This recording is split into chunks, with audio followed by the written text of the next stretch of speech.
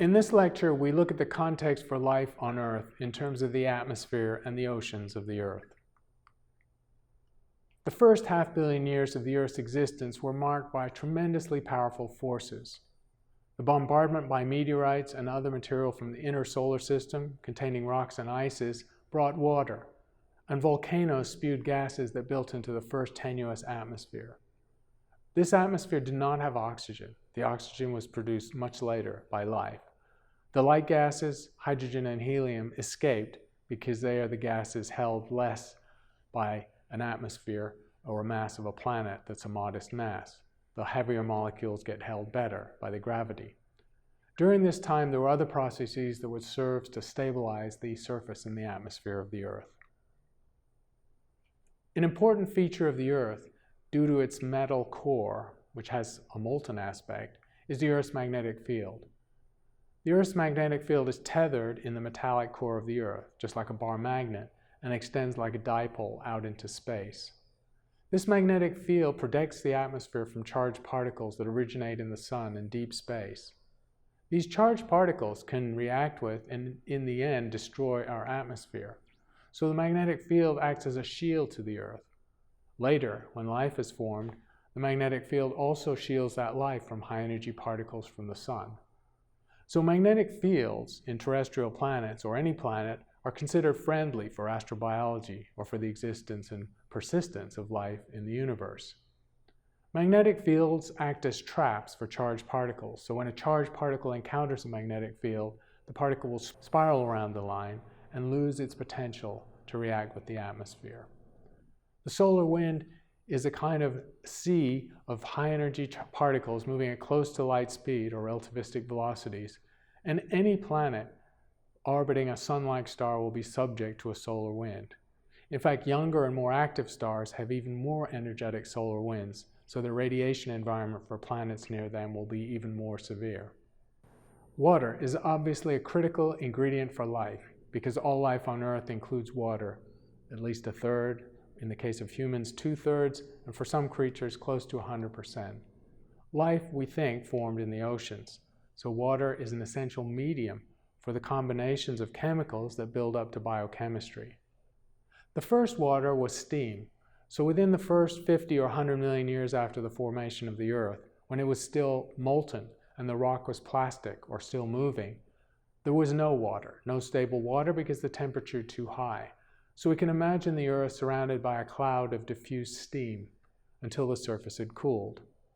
Volcanic eruptions were also constant during this time, and they contain some water vapor too from the interior, but not enough to fill the oceans. The current hypothesis, even though there is deep water within the Earth, is that most of that water was delivered from the outer parts of the solar system by rocky, icy material impacting on the Earth. Most of those impacts, of course, occurred at the time of formation and soon after, with an additional pulse coming at the epoch of late heavy bombardment. Because the late heavy bombardment is so uncertain at this point, we don't know when most of the water on the Earth was delivered. However, the zircon has told us that there was stable water before the epoch of the late heavy bombardment, so we know that some of that water must have formed or stabilized as liquid within the first 100 or 150 million years after formation. After the oceans had formed, many volcanic eruptions occurred underwater. And so the Earth now, and especially near its formation, had many underwater volcanoes. The chemical reactions resulting from volcanic gases, primarily carbon dioxide, mixing with seawater, effectively scrubbed free oxygen from the air. So there was very little free oxygen in the Earth's atmosphere. Furthermore, the rock cycle served to continually bond free oxygen to silicate rock, further reducing the oxygen on the planet. Oxygen will also dissolve in seawater, making it slightly acidic. This process happens at the present day. These combined effects mean the early Earth had an essentially oxygen-free atmosphere. Yet that was the situation in which the first life arose. Volcanoes had an important role in creating a habitable atmosphere because the first atmosphere was very thin and had no oxygen.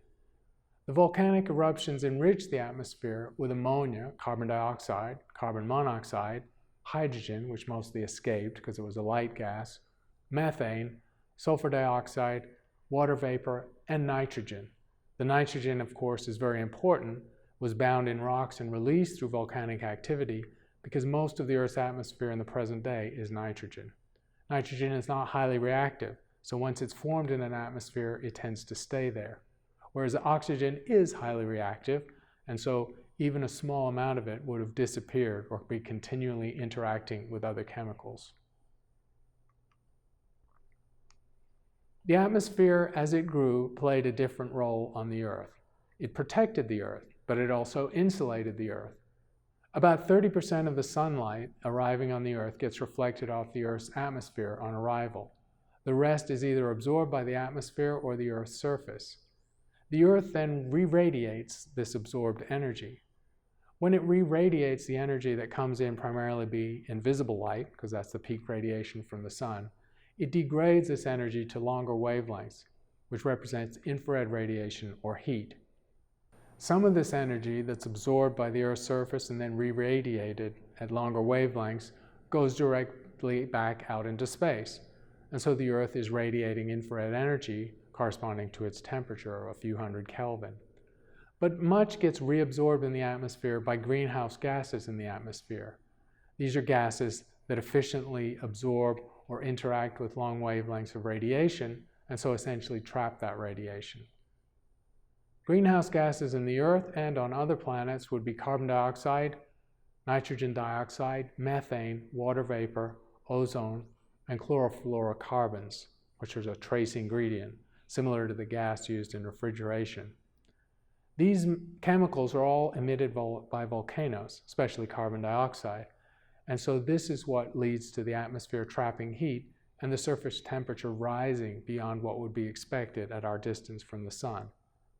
This is a greenhouse effect, this positive feedback cycle of trapped radiation leading to higher temperature and so on. When greenhouse gases re-emit the radiation, it is scattered randomly in all directions, including downward where the temperature is already warmer. So this cycle heats the surface of the Earth to a higher equilibrium temperature than would be achieved without the greenhouse effect. The effect of the greenhouse gases on the present-day Earth increases the surface temperature by about 15 to 20 degrees centigrade over what it would be with no atmosphere. The greenhouse effect is then the recirculation of heat before it can escape from space. This also has helped to regulate environmental conditions, leading to climate stability on the early Earth. Remember that the atmosphere of whatever composition acts like an insulating blanket, buffering the atmosphere of the Earth from temperature fluctuations externally. We can see this in the seasonal variation of temperature on the Earth. In the northern hemisphere, the northern parts of the Earth's surface in latitude are pointed most directly towards the sun on June 21st, the summer solstice, and most directly away from the sun on December 21st, winter solstice. But if we look at the climate charts of countries in northern latitudes, you can see very clearly that the middle of the high temperatures comes after June 21st by 6 or 8 weeks, and the median of the low temperatures in the winter comes after December 21st by 6 or 8 weeks. This lag is the buffering caused by the blanket insulation of the Earth's atmosphere.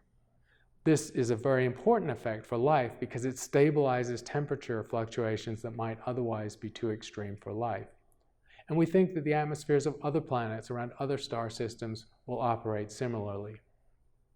The object lesson of what happens if we let greenhouse gases get out of control on the Earth, particularly carbon dioxide, currently a trace ingredient in the Earth's atmosphere, is Venus.